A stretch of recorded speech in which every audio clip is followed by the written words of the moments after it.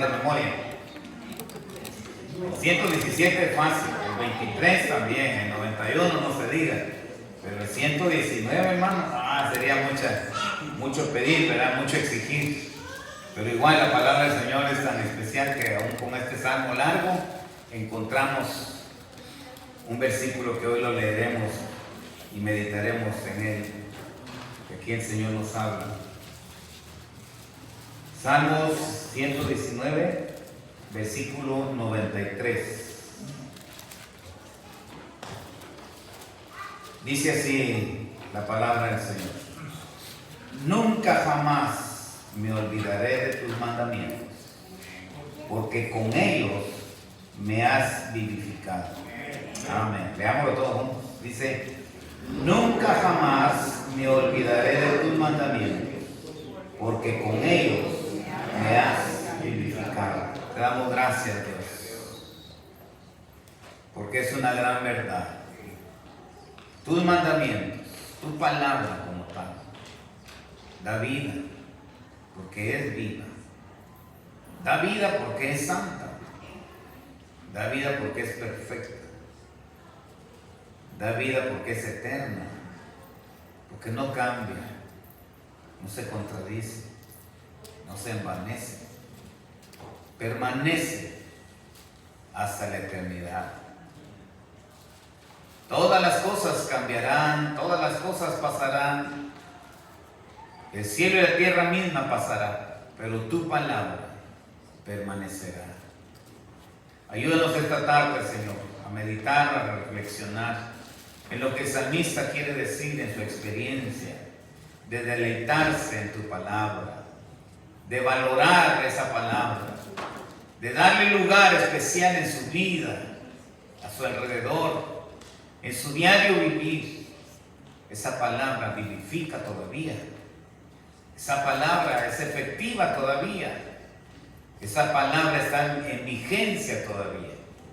Hoy, Padre amado, te damos gracias porque hoy aquí, en esta fecha y en medio de nosotros, en las diferentes circunstancias que estemos pasando, esa palabra da vida de consuelo, la palabra de consuelo, de vida, de esperanza, de salvación. Gracias en esta hora, en el nombre de Cristo Jesús. Amén. Amén. Ocupe su lugar, hermano.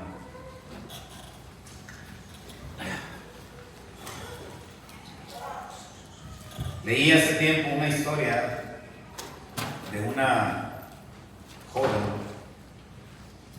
estudiante de una universidad y atendió muchos libros, sus estudios, le gustaba mucho leer, por cierto. Y una vez se encontró con un libro que le llamó mucho la atención, el tema, el contenido, y lo hojeó y le pareció importante, atractivo, interesante. Y lo hojeó al punto de que llegó hasta la parte de atrás. No sé si cuántos les gusta leer, pero esas son más o menos algunas de las características de ver un buen libro. Se fue hasta la parte de atrás y ahí vio el autor, leyó del autor, y aún eso se le hizo importante. Pero pasó el tiempo y le perdió el sabor a aquella lectura que en su momento inicial fue atractivo para él. Y lo dejó por ahí porque encontró otros libros que también eran importantes y a ella le pareció que como que lo podía leer en otro tiempo. Habría más tiempo para entenderlo. Así que lo ha dejado por ahí en medio de otros libros que de igual manera ya había dejado a medio leer. Para su sorpresa, el tiempo pasó y de repente a la clase llegó un personaje que también le llamó la atención, que le pareció algo reconocer su nombre, pero pues no fue nada que le haya hecho ir a buscar de qué se trataba. El asunto que pasó el tiempo y fue conociendo más a esta persona. Y de repente establecen una relación de amistad más cercana, y cuando, para su sorpresa, resulta ser un escritor de libros, ha tenido algunos libros escritos ya. Y entonces empiezan a platicar de los temas y de sus libros, de sus obras, y para su sorpresa, el libro aquel que ha dejado abandonado por allá, resulta ser una obra que él escribió. Resulta ser que él es el autor de aquel libro que en algún momento le pareció atractivo, le pareció bonito, le pareció interesante, pero pasó algo y le perdió todo aquel sabor, todo aquel atractivo. Bueno, pero ese momento cuando reconoce al autor, inmediatamente lo primero que hace al llegar a su casa, va y busca en medio de todos los libros hasta que encuentra aquel libro y lo empieza a ver, a leer otra vez desde la primera hoja, empieza a ver y a ver y a ver, y ahora sí le halló sabor. Ahora sí entendió cada capítulo que leía de este libro, y cada vez más le sonaba más interesante, porque hoy conocía al autor, porque hoy sabía quién era el autor. Hoy descubrió que el autor era interesante en verdad. Hoy lo tenía cerca.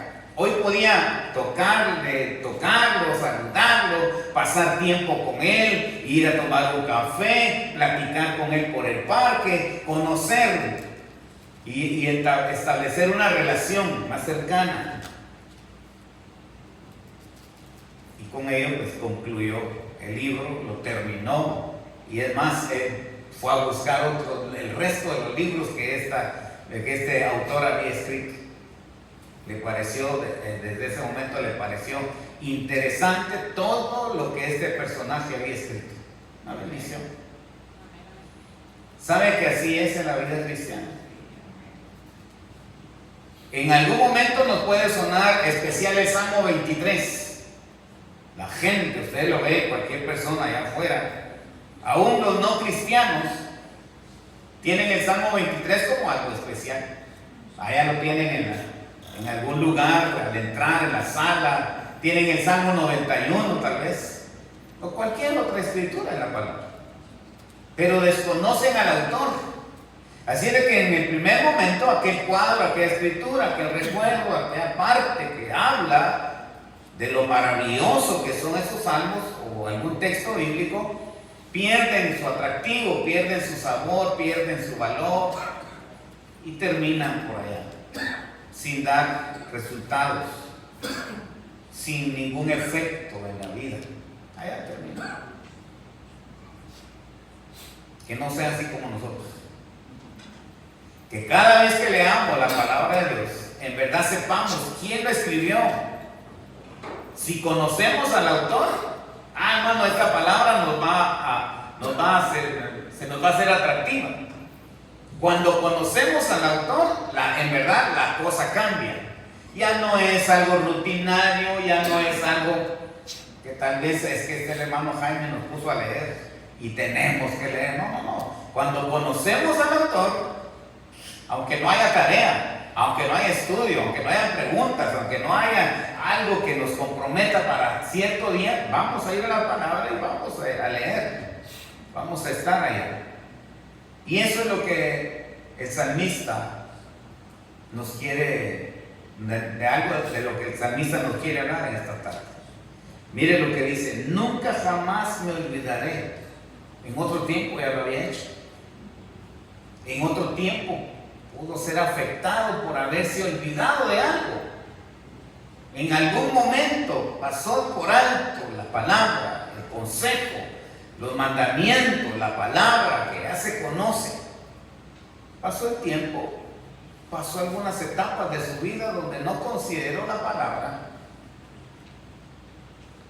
y sufrió las consecuencias.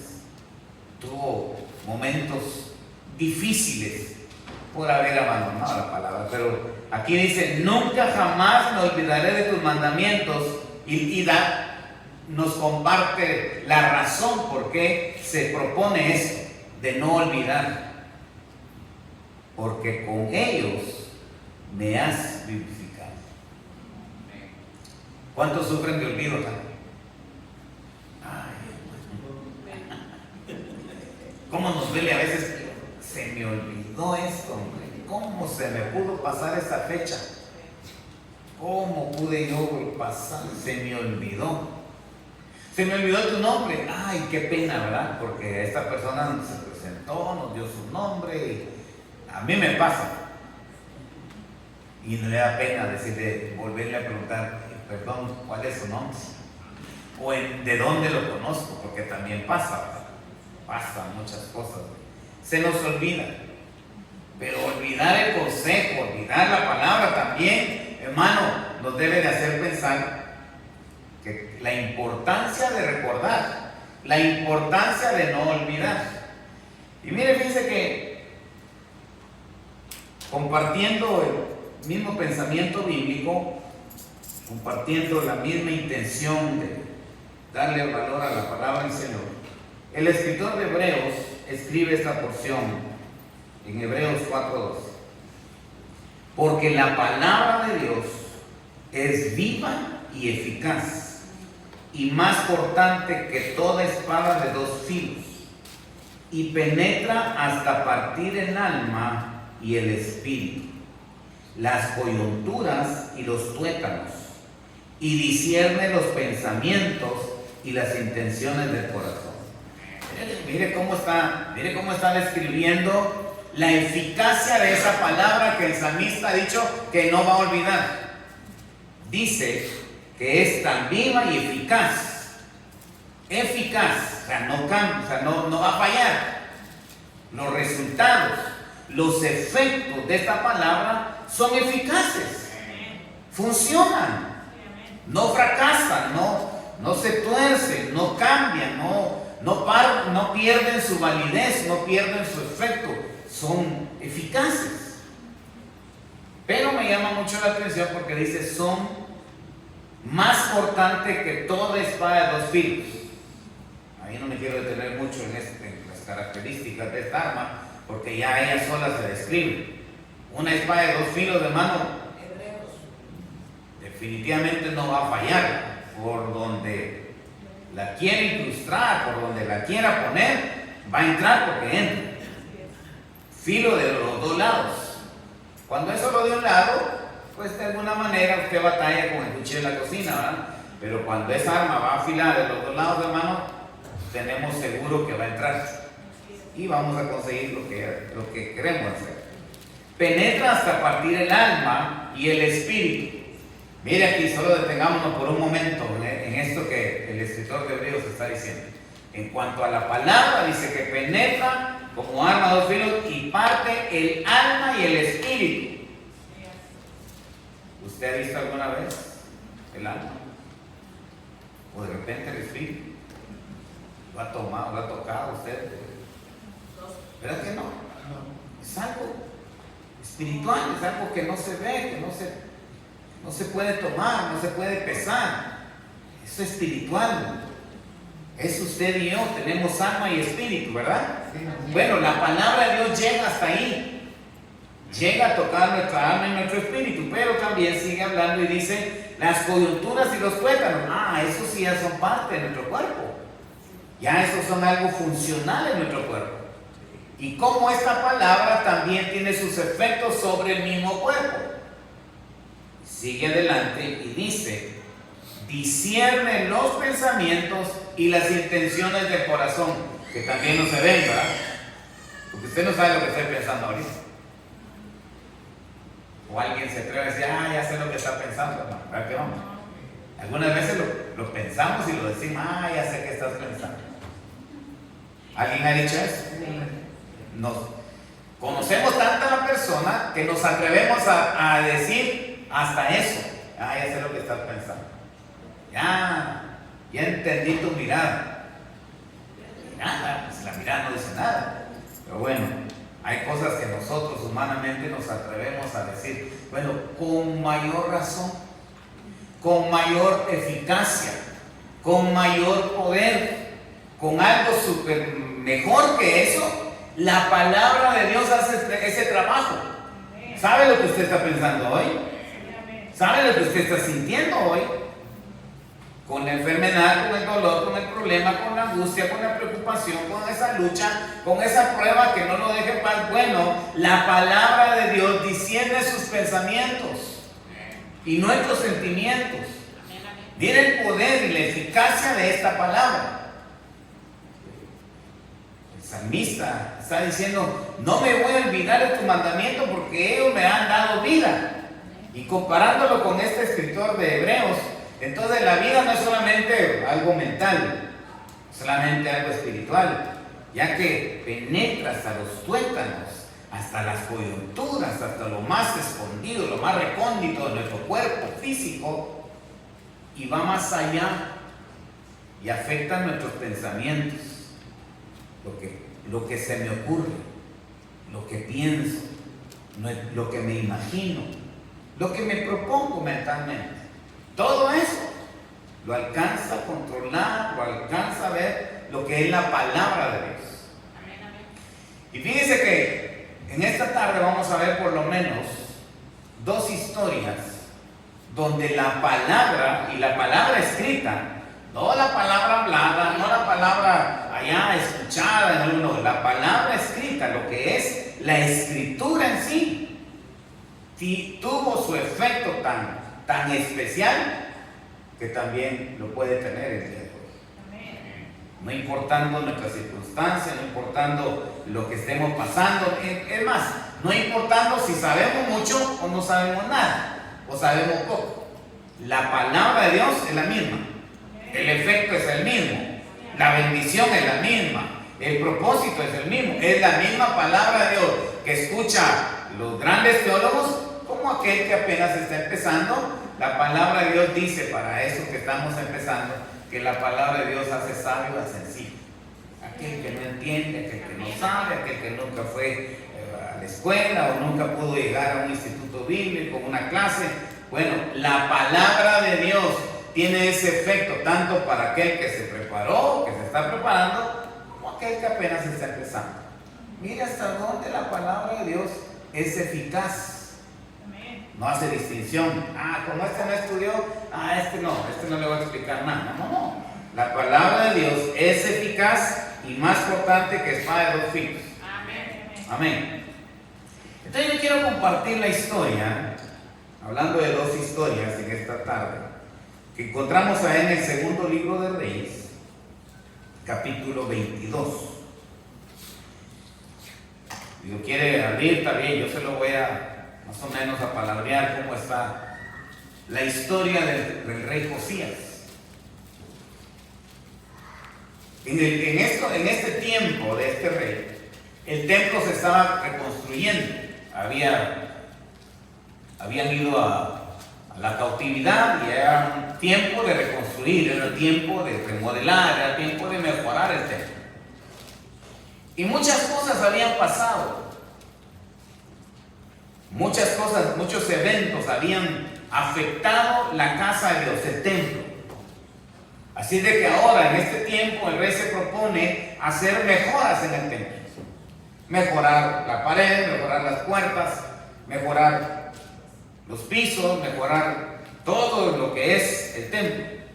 Y está preocupado por si va a alcanzar, a ver cuánto hay. Así empieza la historia aquí en este capítulo 22. Que el rey manda a recaudar, a ver cuánto hay de dinero, porque hay que darles a los albañiles, hay que darles a los carpinteros, hay que darles a estos, hay que darle para los que están trabajando en la piedra, para los que están trabajando en la madera, hay que cubrir estos gastos.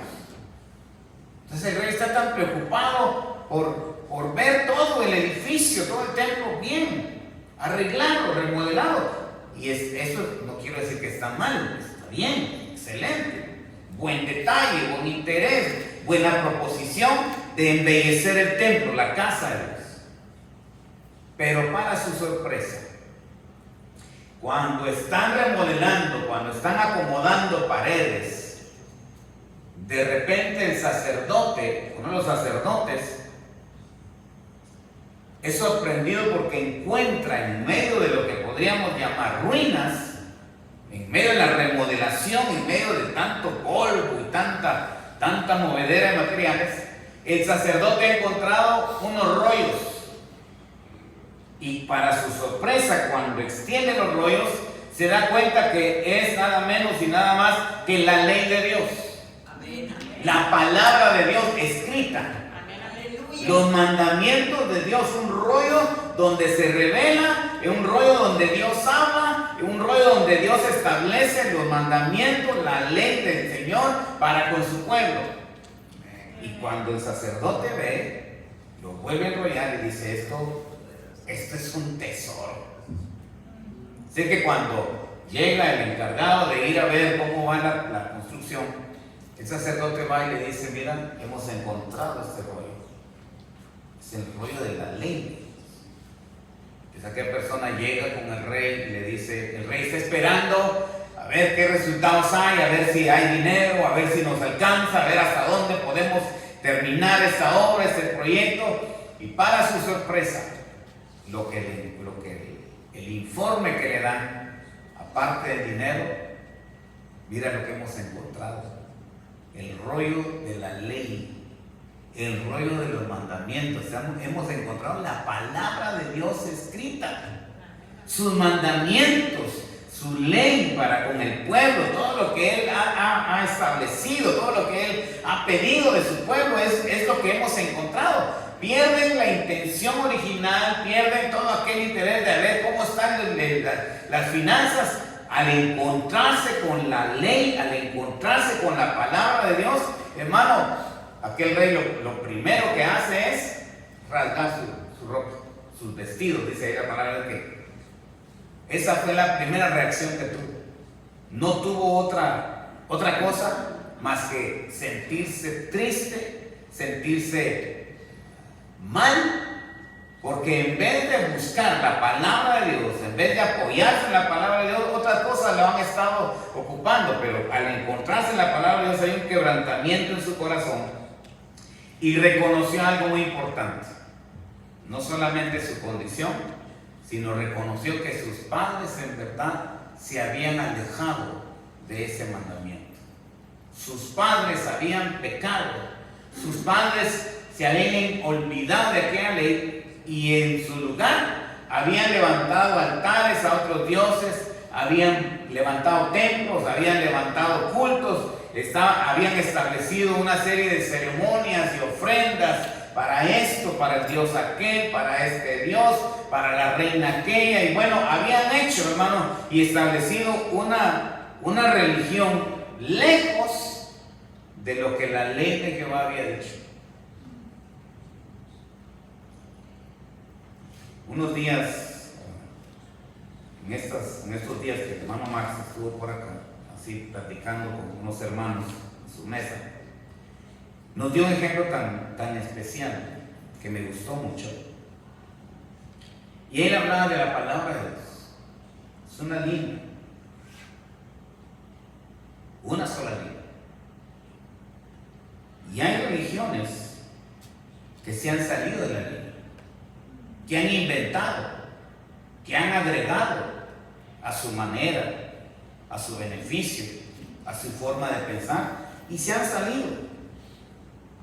Han establecido una cosa, han establecido otra, costumbres, tradiciones y otras creencias que los han sacado de la línea. Y qué peligroso es cuando nos salimos de la línea, cuando abandonamos el verdadero propósito, el verdadero mensaje. Y eso es lo que vemos en esta historia. El rey reaccionó y se dio cuenta que la ley que habían descubierto realmente era la verdad, y que ellos se habían ido por otro lado, que ellos habían torcido todo lo que la ley había establecido como lo recto, como lo puro, como lo santo, como una vida de obediencia a Dios. Esta gente se había tergiversado, lo había torcido y habían llegado muy lejos. Porque, hermano, a levantar altares para otros dioses, a establecer cultos para otros dioses. Si usted tiene tiempo, lea estos dos capítulos, 22 y 23, y se va a dar cuenta hasta dónde este pueblo había llegado. Y no estamos hablando de otro pueblo, o de cualquier pueblo, o de un pueblo que no conocía a Dios. Estamos hablando del pueblo de Israel. Esta ley que fue encontrada es precisamente Dios dándole a su pueblo. No le dio a otra nación, no había otros pueblos, no había otra gente a la que también les había dado. No, era el único pueblo que recibió esa ley, eran ellos. No había otra ley, no había otro pueblo, no había otra gente con la cual Dios esperaba que esa ley funcionara. Esa ley iba a funcionar con ellos, era para ellos. Y ahí vemos lo que los escritores han llamado las reformas de Josías. Él cambió, él fue, hizo lo que tenía que haber hecho sus padres. A él le tocó. Cambió aquellos altares, los deshizo, mandó a quemar todo aquello. Y hermano, llegó hasta donde los antiguos sacerdotes habían hecho todo eso. Y habían muerto a todos ellos allá donde ellos estaban enterrados. Allá fue a amontonar todas las cenizas, todo lo que cambió, todo lo que quitó, todo lo que hizo por un lado, fue y lo tomó y lo fue a aventar allá donde estaban enterrados aquellos hombres que fueron los primeros que empezaron esto. ¿Y hasta dónde? Era la intención del cambio. Mire hasta dónde había nacido algo diferente, hasta deshacer todo aquello que en su momento fue una algarabía, fue una celebración, porque los cultos que se hacían a esos dioses y las ceremonias y todo lo que se levantaba en esos altares no era algo sencillo, era la gente, el pueblo lo miraba, lo celebraba, era una cuestión de tiempo, de días y de ofrendas. Y se miraba, se sentía, porque no era cualquier culto, eran cultos a esos dioses. Sin embargo, cuando la ley de Jehová apareció, la cosa cambió. Es que hermano, cuando en verdad tenemos la palabra de Dios frente a nosotros, no podemos ser los mismos. Así es, amén. Cuando entendemos lo que el Señor nos dice, no podemos quedarnos igual. Tiene que haber un cambio, tiene que haber una transformación, tiene que haber un quitar este ídolo, quitar este altar, quitar este estilo, esta forma de ser, de vivir, de adorar o de pensar agradar a Dios. No, hay que cambiarlo, porque de acuerdo a la ley, de acuerdo a la palabra recta, perfecta, única, la palabra de Dios, tenemos que entender cuando nos hemos salido de él. Que el Señor nos ayude y nos dé un espíritu de discernimiento, para que si en algún momento nos estamos saliendo, si en algún momento estamos torciendo esa palabra, que el Espíritu Santo se encargue de hablarnos y que la palabra de Dios escrita sea nuestro guía. Como en otros tiempos hemos dicho, hermano, que la palabra de Dios es nuestra autoridad aquí, ¿verdad? Hasta el momento no tenemos un manual, una lista de reglas o reglamentos o de artículos para regirnos. Pero ¿qué más la palabra de Dios? ¿Qué más si usted se guía por la palabra de Dios? Aquí no habrá necesidad de decirle: mi hermano, no haga eso. Cuando la palabra de Dios es nuestro modelo, cuando la palabra de Dios es nuestro guía, cuando la palabra de Dios es lo que me habla, la que me dirige, la que me guía, la que me cambia, la que me ajusta a las demandas de la vida cristiana, hermano, todo marcha bien, todo camina a la perfección. Esos cambios, esas transformaciones, esas reformas que vamos a hacer o que debemos de hacer, vienen, se dan, las hacemos en obediencia, con suavidad, con gozo, con alegría, convencidos que lo que estamos haciendo simplemente es obedecer la palabra de Dios. No hay otra cosa, no hay otro argumento. Todo lo que se puede hacer es en la obediencia a la palabra de Dios. Todo cambio viene y redunda para la gloria del Señor. Dice también que todo lo que él alcanzó a hacer trajo sus consecuencias. El pueblo se volvió a Dios. El pueblo aprendió, el pueblo se dio cuenta. O sea que los cambios no fueron solamente para él. Y los cambios vinieron para bendición, para alegría del pueblo, para una reflexión, una reacción del pueblo. El pueblo entero se dio cuenta que en realidad lo que estaban haciendo, lo que habían hecho por años, estaba mal hecho. No los llevaban a ningún lado. Entonces la palabra de Dios en la reconstrucción de los muros trajo vida, trajo orden. Había muchos muros alrededor, destruidos, derribados. Había muchos muros que necesitaban arreglarse. Esa era la intención inicial de la historia. Eso era lo que se proponían. Querían ver bonito, querían ver atractivo aquel lugar. Pero había algo todavía más importante. Faltaba la palabra de Dios en sus corazones, en sus acciones, en su manera de vivir, en su manera de adorar. Faltaba la palabra de Dios. Ahora, hablando de la palabra de Dios, no hay nada nuevo. No hay una cosa, no hay un mensaje, no hay un asunto como una doctrina que yo le digo, hermano, hoy va a ser así. No, la palabra de Dios es clara, es directa, y a través del tiempo ha funcionado, ha traído su bendición, ha traído todo lo que la palabra del Señor quiere. Entonces, para terminar esta parte de la historia, el rey derribó todo lo que a Dios no le gustaba. En otras palabras, todo lo que Dios aborrecía. Esto es importante y muy clave en nuestra vida. El rey estuvo dispuesto a deshacerse de todo lo que Dios aborrecía. Y la palabra de Dios nos habla claramente de todas las cosas que Él aborrece. Amén.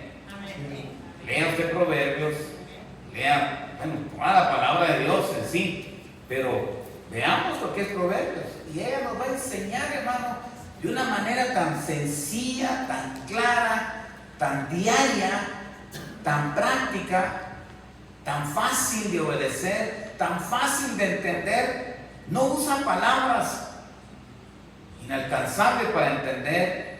No nos describe algunas acciones, algunos cambios que usted dice, no, eso hasta en la otra vida, o eso no, esto es... No. La palabra de Dios es tan sencilla, hermano, que las cosas que ella nos enseña nos aclara todo lo que Él aborrece, todo lo que Dios no le gusta, todo lo que Dios está en contra, y que por consiguiente no me va a ayudar a mí, no me va a beneficiar a mí.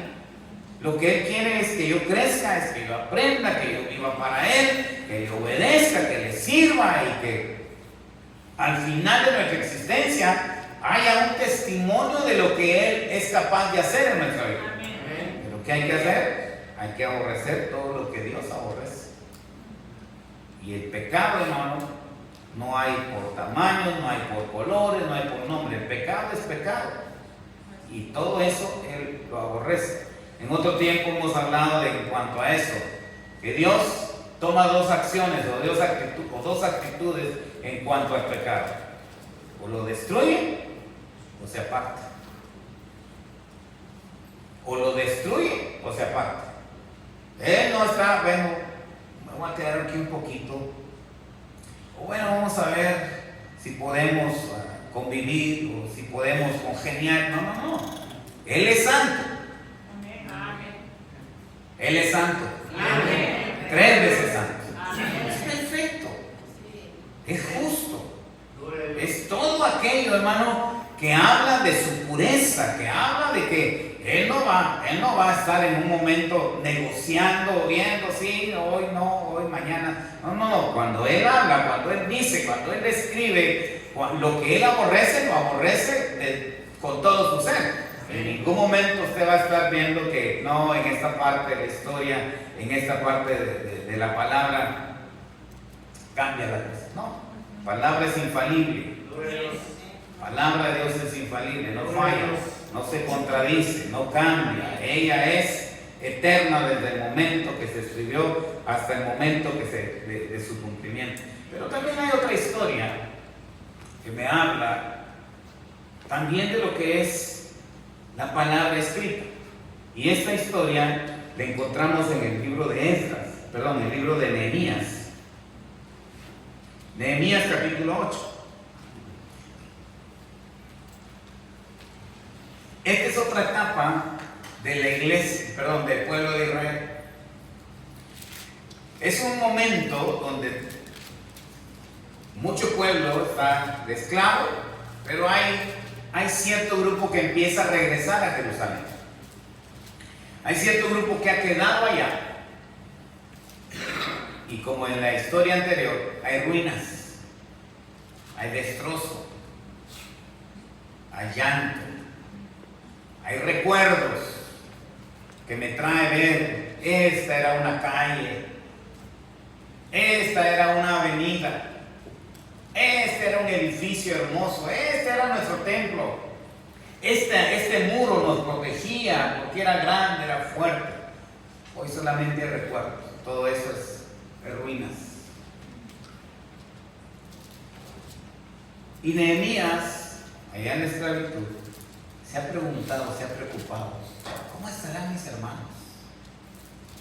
Y cuando algunos han regresado, les han preguntado, ¿cómo están mis hermanos allá? Yo no he ido, yo desde que venimos, nos trajeron de la esclavitud, no he salido y yo quiero saber cómo están allá. Nehemías era el copero del rey, o sea, tenía un lugar especial. Pero él estaba interesado en saber de su ciudad, de su pueblo, de su gente, de sus hermanos. Y cuando ha preguntado, alguien le ha dicho, mis hermanos están sufriendo, nuestros hermanos están tristes, la ciudad está desolada, los muros están por los suelos, las puertas están quemadas, toda aquella belleza de Jerusalén está por los suelos. Y Nehemías sintió dolor en su corazón. Y va con el rey a servirle. Era copero, era aquel que le servía la copa al rey y luego él la bebía para que el rey la bebiera con confianza, que no había veneno, que no había ningún asunto que temer. Así de que esa era la función de Nehemías. Servía la copa del rey, la probaba y ya le daba ahí. Ese día que Nehemías entra, no era cualquier día, no era un día normal, no era otro día como otros, que el rey se ha dado cuenta y le dice, Nehemías, ¿estás enfermo? ¿Qué traes, Nehemías? ¿Te preocupa algo? ¿Cómo no me voy a preocupar, rey? Si mi pueblo allá está en ruinas, si mis hermanos están tristes, están llorando, no hay quién, no hay cómo, nadie reacciona. ¿Quieres decir tú? Ni 2 veces. Es la mejor pregunta que pudo haber escuchado, Nehemías. ¿Quieres decir? ¿Ve? Entonces Nehemías aprovecha y dice, entonces este hombre tiene autoridad, tiene poder, tiene influencia, tiene recursos, tiene todo lo que mis hermanos allá necesitan. ¿De veras me das permiso, rey? Sí, tómate el tiempo. Ven y arregla el asunto ya. Y entonces le dice, ¿sabes qué, rey? Si en verdad he hallado gracia contigo, dame unas cartitas ahí de recomendación para que tenga puerta abierta. Pero a más de eso, dile ahí a la gente, escribe que me proporcione madera, que me proporcione de esto, que me dé de esto, porque tampoco voy a dar con la mano. ¿Sabes? Dile hasta dónde. Nehemías aprovecha aquella circunstancia en emoción de lo que le está llegando a la mano. Pide ayuda y el rey no le niega, le dice, sí, aquí está, y le hacen las cartas y ya sale Nehemías.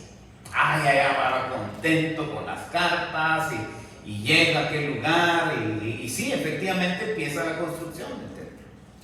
Empieza a remodelar todo aquello.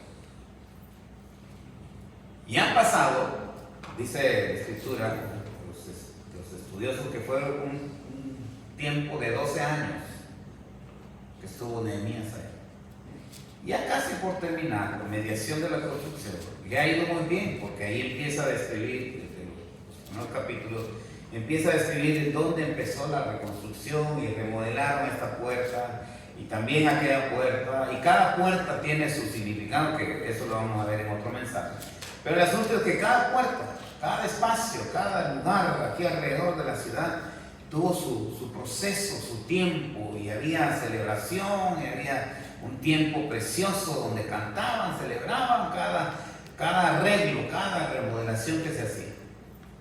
Bueno, llega el momento y nos encontramos aquí con Nehemías, capítulo 8. Y en Nehemías encontramos esta historia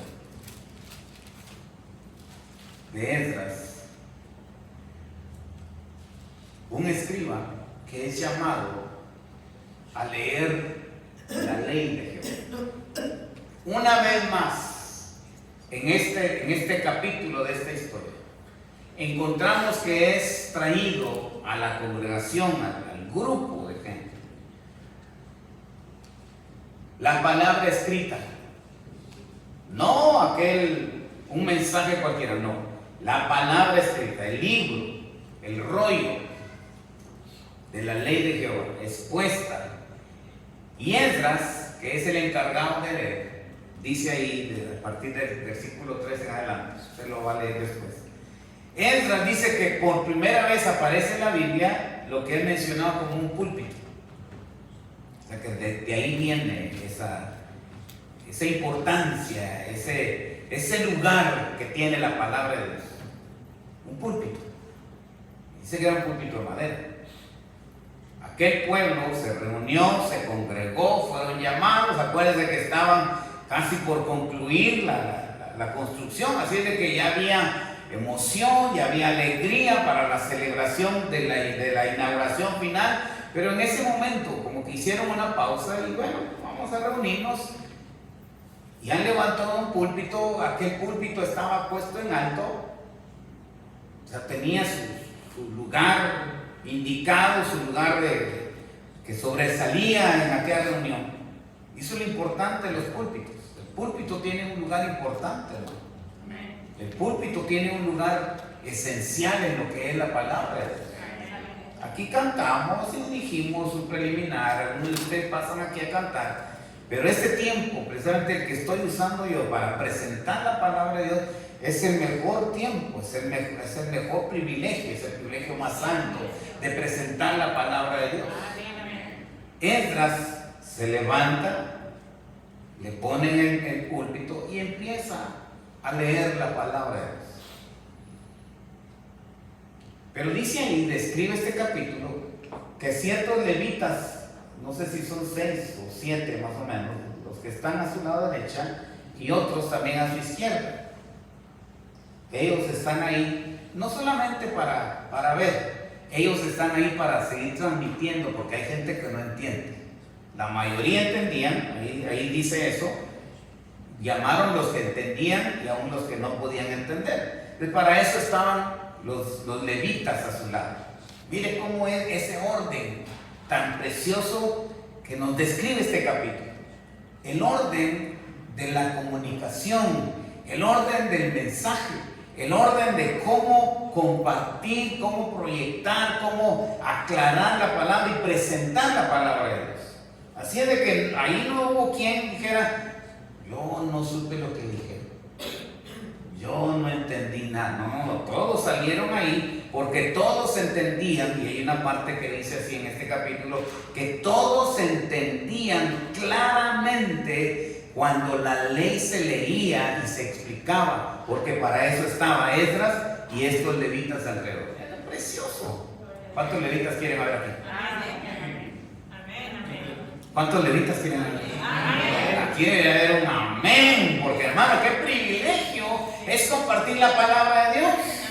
Yo encuentro acá, hermano, algo precioso, que eso no se reservó solo para Esdras. Eso no se reservó solo para 1, 2, 3 que entendían. No, esto se publica acá, esto se escribe acá, esto se revela acá, para que veamos que el que quiera servir, como decía el hermano, el que quiera servir, va a servir. Y el que no, pues no va a servir. Entonces ahí están, aquellos aquí alrededor de Esdras, compartiendo, aclarando, revelando lo que es la ley de Dios, y todos entendían. Todos entendían. Pero llegamos a una parte le dice que Esdras abrió el libro y todo el pueblo estuvo atento. Ese es prácticamente los pasos iniciales. Que abrió el libro, no fue a abrir otra cosa, no se inventó un asunto acá, no, fue al libro.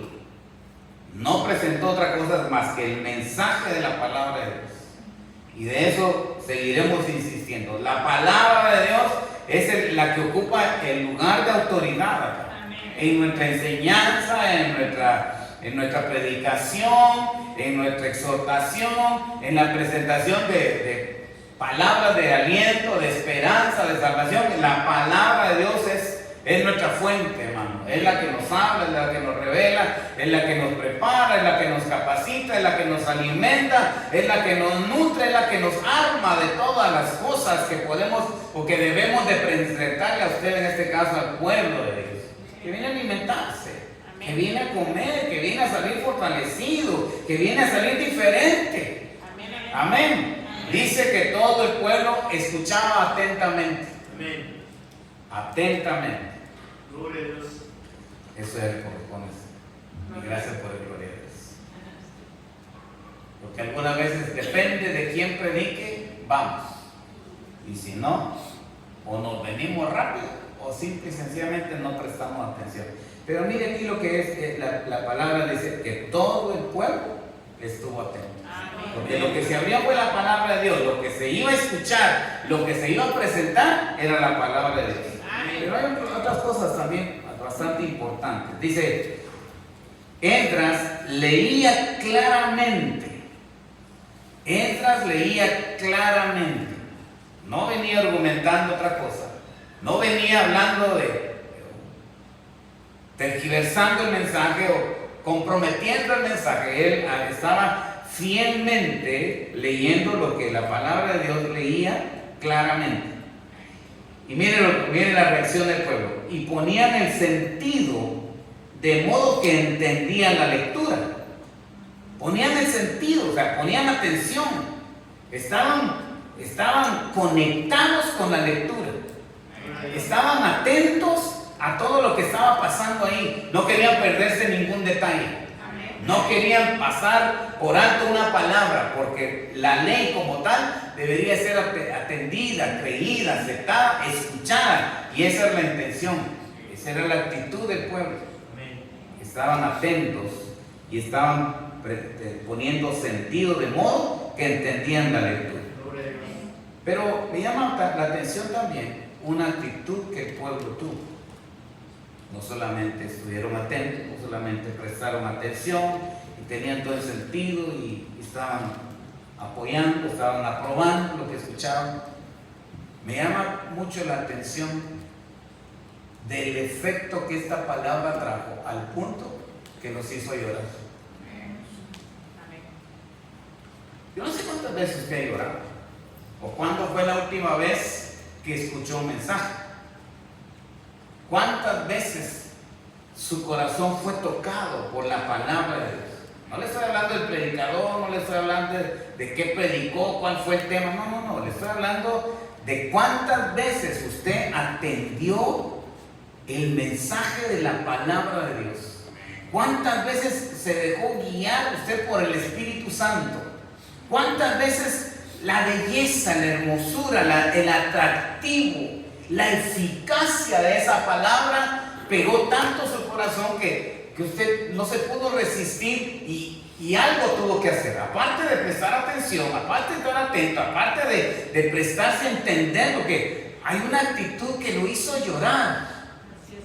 El lloro, el quebrantamiento, hermano, viene a causa del escuchar la palabra de Dios. Yo le pregunto, ¿cuándo fue la última vez? No que usted oró, no que cantó, no que hizo eso, no, que escuchó la palabra de Dios, estuvo tan atento, estuvo tan presto de entender que el Espíritu Santo en verdad lo convenció, porque ese es el ministerio del Espíritu Santo. El Espíritu Santo lo va a convencer, y cuando usted es convencido, definitivamente usted no puede permanecer igual. Yo he visto gente que a mitad del mensaje o a mediación, en el momento del mensaje, el mensaje, el predicador ha tenido que cortar porque empiezan a venir aquí al altar quebrantados, compungidos, arrepentidos, llorando, clamando, buscando al Señor, porque la palabra de Dios ha impactado el corazón.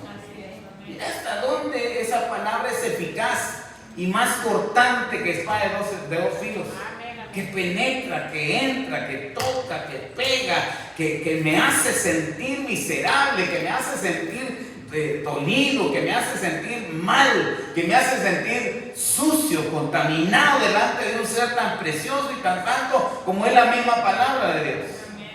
Así se sentía aquel pueblo. Empezó a llorar. Mujeres, hombres, niños, toda gente llorando, porque la palabra de Dios quebrantó el corazón. Lloro delante de Dios, le digo, Señor, danos ese tiempo, dame esa experiencia. Yo cuando estoy estudiando, cuando estoy leyendo y tengo mi tiempo ya, hay veces que no aguanto y dejo la Biblia ya y me quebranto y empiezo a llorar. Pero es mi tiempo de estudio, es mi tiempo de devoción, es mi tiempo de preparación allá en casa. Pero en este tiempo que estamos leyendo acá, esto fue diferente, fue la reacción, fue la actitud, fue el efecto que trajo la palabra de Dios a la vida, al corazón del pueblo que atendía, que escuchaba, que estaba presto y que estaba decidido, se estaba proponiendo no pasar por alto la palabra de Dios. Yo le aseguro que esta gente tenía tus compromisos. Aquí habían carpinteros, aquí había gente, ya hemos dicho, interesados, ocupados en la reconstrucción. Aquí había amas de casa, encargadas de que el hogar funcionara, de que la familia fuera atendida. Habían cocineras ahí. Había gente, habían niños. O sea que había madres que tenían a sus niños en sus brazos. Pero eso no fue razón para desatender la palabra de Dios. Eso no fue razón para salir corriendo. Olvidé esto. ¿Qué va a pasar si yo no estoy ahí? No va a pasar nada, hermana. No va a pasar nada, hermano. No va a pasar nada. Su trabajo ahí va a estar. La casa ahí va a estar. La familia ahí va a estar. Las cosas ahí van a estar. Pero el atender la palabra de Dios, hermano, cuando en verdad le demos el valor, el significado, el precio, el lugar que ella se merece, vamos a llorar en verdad. Vamos a ser quebrantados, vamos a ser tocados por esa palabra. Y yo oro, yo pido, yo ruego que haya esa experiencia, que haya ese tiempo, que haya esa reacción, que haya esa bendición, el nuevo amanecer. La otra iglesia, la de allá, la de aquí, ese es otro asunto. Mi corazón está aquí. Mi corazón está por usted. Mi corazón está con usted. Para que la palabra de Dios tenga ese efecto. Para que usted y yo tengamos esa reacción. Para que toda esa palabra viva y eficaz haga su efecto y haya los resultados. Pero fíjense que de plano que el llanto fue tanto. Eran muchos los que lloraban, no era solo uno o dos, no, eran muchos los que lloraban. El pueblo en sí quedó quebrantado, estaban en convicción. Así de que hay una palabra, me gusta mucho, lo que es dice: no llores, te quebrantaste, bien, qué bueno, pero no es tiempo para llorar, es tiempo de celebrar. Vayan a sus casas, preparen una buena comida, sirvan, coman, y el que no tiene, invítenlo. Así que me den nada, no me den casa. Vayan, compartan, convivan, celebren. Y de ahí nace esta expresión que la hemos hecho tanto. Porque el gozo del Señor es nuestra fortaleza. El gozo que trae la palabra, hermano, vivifica. El gozo que trae la palabra, hermano, nos cambia, nos transforma. Y no es tiempo de llorar. Es lo que dice Nehemías aquí, lo Esdras. Dice, no es tiempo de llorar, es tiempo de celebrar, porque la palabra de Dios es viva y eficaz. Y como dijo el salmista, nunca más me voy a olvidar de esta palabra, porque tú vivificas mi vida. Estoy triste, sí, estoy enfermo, sí, estoy afligido, sí, estoy endeudado, sí, pero tu palabra llena mi vida, satisface mi vida, consuela mi vida, fortalece, anima, me da sentido, me da vida, que no tengo otra cosa más que adorarte, celebrarte, cantarte, porque el gozo de tu presencia, el gozo del Señor es mi fortaleza. El gozo del Señor, el gozo de su palabra, esas promesas benditas que son eternas, que son efectivas, que son la solución a su problema, que son el sostén en el momento difícil, esas son las que traen gozo. Y el gozo del Señor es nuestra fortaleza. ¿Está triste usted? ¿Está afligido? Si por el otro lado todo marcha bien, alégrese, gócese, porque el gozo del Señor es nuestra fortaleza. Hay luchas, hay pruebas. Y el jueves por la noche hablamos de esto. Y con esto quiero terminar. La lucha, la peor de las luchas que usted puede imaginarse, la prueba más grande que usted puede enfrentar, no es más grande que nuestro Dios. El dolor más grande que usted pasa o está pasando o algún día pasará, porque tiene sus etapas. Nuestro dolor de hoy pareciera agobiarnos tanto que decimos, de plano esto de aquí no salimos. Pero nos damos cuenta que mañana, la otra semana, el otro mes ya lo superamos. Ya Dios nos dio de su gracia. Ya su palabra nos vivificó. Ya su palabra me dio otro pensar, otro sentir, me dio otra manera de ver, otra manera de percibir este problema. Así es de que por la fe yo me agiganto, yo me levanto, yo me fortalezco y hago, como decíamos después, hago como las águilas. Amén. ¿¿Sabe usted la característica del águila cuando está en peligro? Cualquier clase de peligro, una tormenta, o algunos cazadores o algunos otros clases de animales que se ven alrededor. La característica del águila es que se levanta lo más alto que se puede. Yo creo que yo no he conocido, no he oído de otra ave que se levante, que se remonte más alto que eso. Hasta que la tormenta pasa, hasta que el problema pasa aquí abajo, el águila está arriba, en sus alturas, sostenido, refugiado, seguro en la altura. ¿Por qué? Porque el gozo del Señor es nuestra fortaleza. Amén. El gozo de su palabra le traiga esa fortaleza, hermano, en su lucha, en su aflicción, en su tristeza, en todas las circunstancias difíciles. El gozo de su palabra le traiga seguridad, porque la palabra es eficaz, su palabra es poderosa. Te doy gracias en esta tarde por esta palabra tan maravillosa. Es poderosa.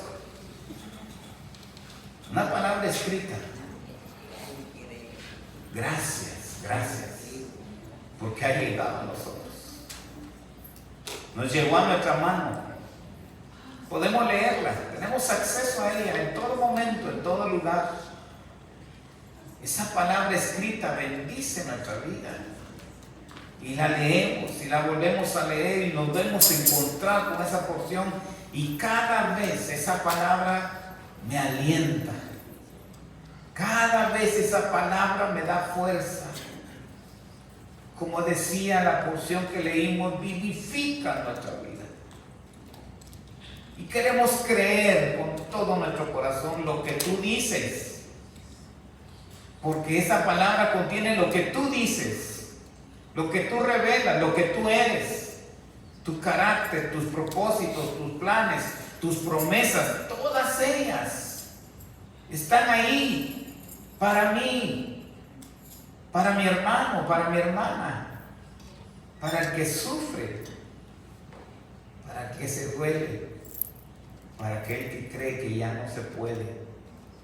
Hay una palabra bendita que dice que Él es el que rescata del hoyo nuestra vida. Y esta tarde de repente hay alguien acá que ha caído en una circunstancia, en un lugar, en una experiencia que cree que ya no puede. La palabra que vivifica le dice que Él es el que rescata del hoyo su vida. ¿La cree? ¿Le cree usted a Dios? No a su vecino, no a su compañero, no al doctor, no al médico, no al abogado. ¿Le cree usted a Dios?